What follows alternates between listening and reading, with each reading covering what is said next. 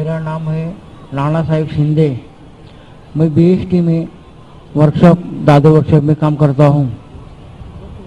मैं मेरी तरफ से सभी भाई बहनों का नमस्कार चाहता हूँ। भाई साहब जरा वापस से सवाल पूछ सकेंगे? धीरे से और जोर से, थोड़ा ऊंची आवाज में पूछिए। मेरा सवाल है, तो मेरा बच्चा 28 बरस का है, वो मतिमंद है। मेरा बच्चा खाली खाना पीना चाहता है, सोना चाहता है, कुछ भी काम करता नहीं। माँ बाप को गुस्से से कुछ भी बोल सकता है, और मैं उसके लिए बहुत इलाज किया, परंतु उसका कोई फायदा नहीं हुआ है मेरे को। इसलिए मैं आपकी अदालत में आया हूँ। आप मेरे सवालों का जवाब दीजिए। मेरा बच्चा कुछ भी काम करता नहीं, खाली गाली देता है, तो मेरा क्या मकसद है? और धन्यवाद।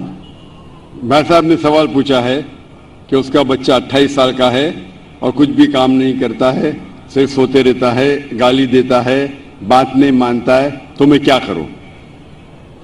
आप उनके वालिद हैं, तो आपका फर्ज है कि आप अच्छी से अच्छी तालीम दें उसे।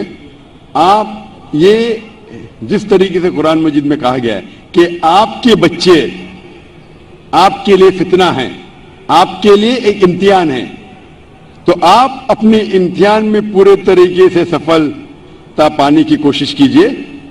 आपको आपका धर्म पूरा करना चाहिए। आपका जो काम है, आपका जो फर्ज है पूरा कीजिए। आप बच्चे की देखभाल कीजिए, उसे अच्छे तालीम दीजिए और कोशिश कीजिए कि उसको अपने ईश्वर, अपने भगवान, अपने अल्लाह की तरफ सिर्फ इबादत करे, सिर्फ अल्लाह की इबादत करे और किसकी नहीं। ये आपका फर्ज है। देखोगे उसके सही ईश्वर, सही खालिक के बारे में उसे कहो, और उसके बाद आपके मेहनत के बाद भी अगर आपका बेटा अगर नालायक निकलता है, आपको अपना फर्ज पूरा करना चाहिए। आप इम्तिहान में कामयाब होना चाहिए। टीचर बच्चे को पढ़ाती है, क्लास में पढ़ाने के बावजूद अगर बच्चा फेल होता है तो इसमें टीचर की गलती नहीं। अगर टीचर बराबर से नहीं पढ़ाती और फिर बच्चा फेल होता है तो गलती है टीचर की। लेकिन अगर टीचर बराबर से पढ़ाता है बच्चों लोग को और उनमें से कुछ बच्चे फेल होते हैं तो गलती है उस तालिबे इल्म की, टीचर की नहीं। उसी तरीके से आप उनके वालिद हैं, आप और आपकी बीवी उसे सही तालीम देना चाहिए उसके ईश्वर के बारे में। क्या ईश्वर एक है?